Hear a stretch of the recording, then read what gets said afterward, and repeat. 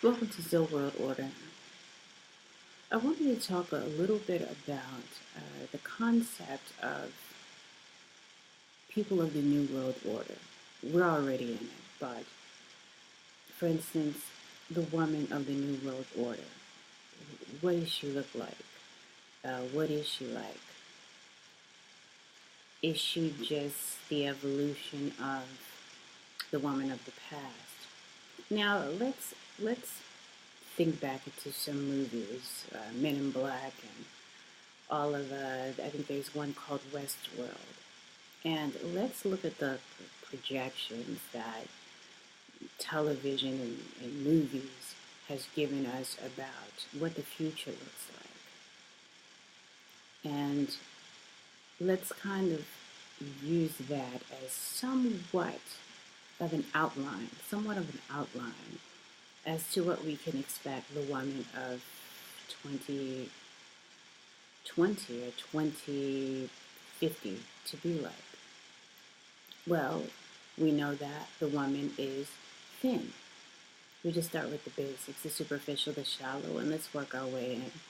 We know that the woman is thin, she's healthy, she is highly intelligent, she's professional. We know that she can run a business. She's independent. Uh, she's logical. She works well with men. She is not overly masculine, and she's not overly feminine.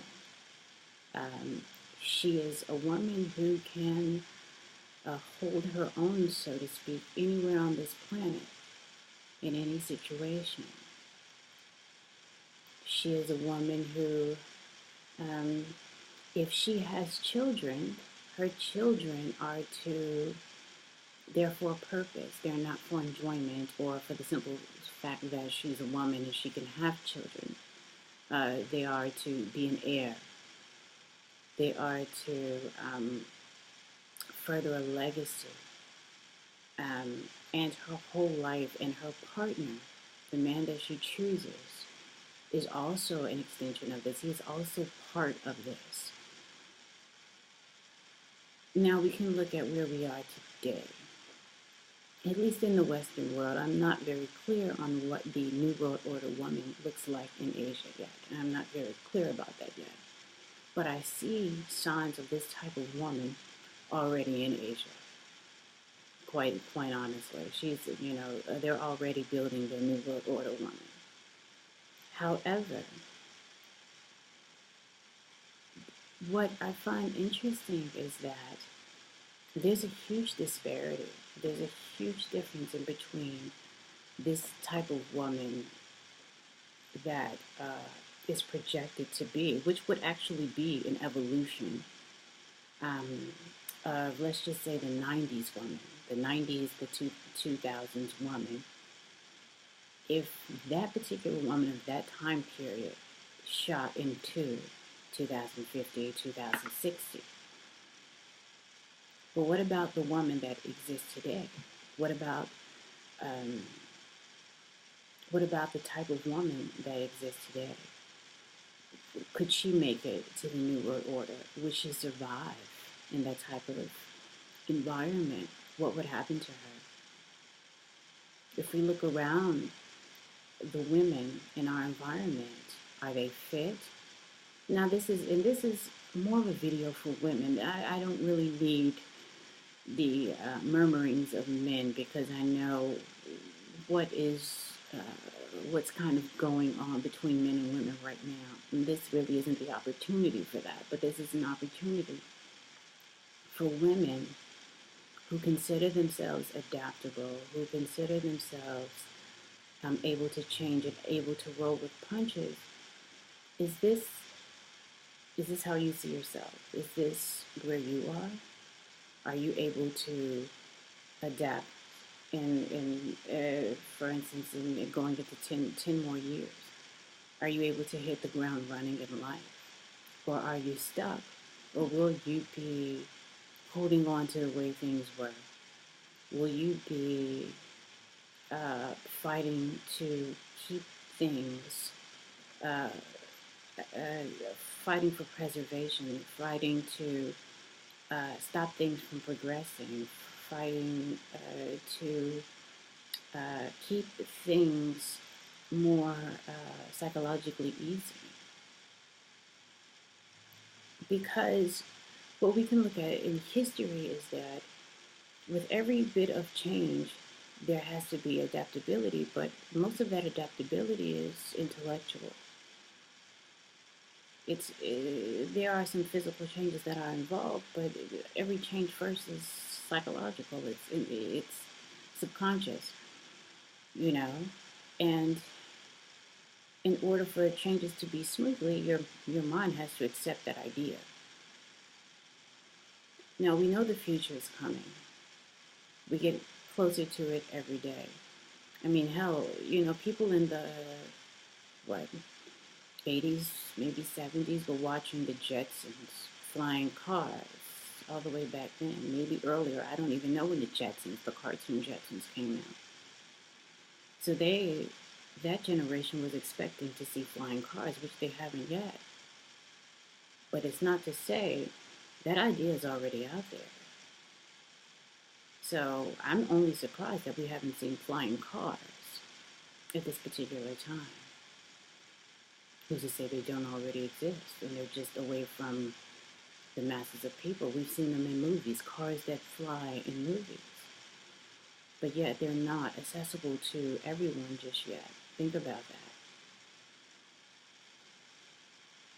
Now we know that there's special effects and things of that nature, but if you can make a car that appears that it can fly, how different is it to make a car that actually flies? Remember, the airplane didn't always exist. The automobile didn't always exist. We didn't always have Ferraris.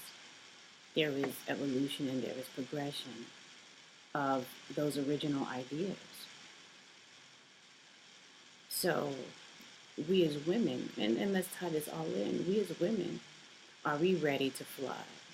Are we ready to adapt to the future times, or are we going to be the ones holding on to concepts and ideas that actually are outmoded? A lot of what we're holding on to today was good for a time period, but we as women were supposed to recreate a role, recreate a way of being for the particular time that we lived in. But however, we are holding on to things hundreds of years ago, maybe 50 years ago. For a woman who has a flip phone, a smartphone, a woman who can send an email or video message to someone in Kathmandu in 3 seconds.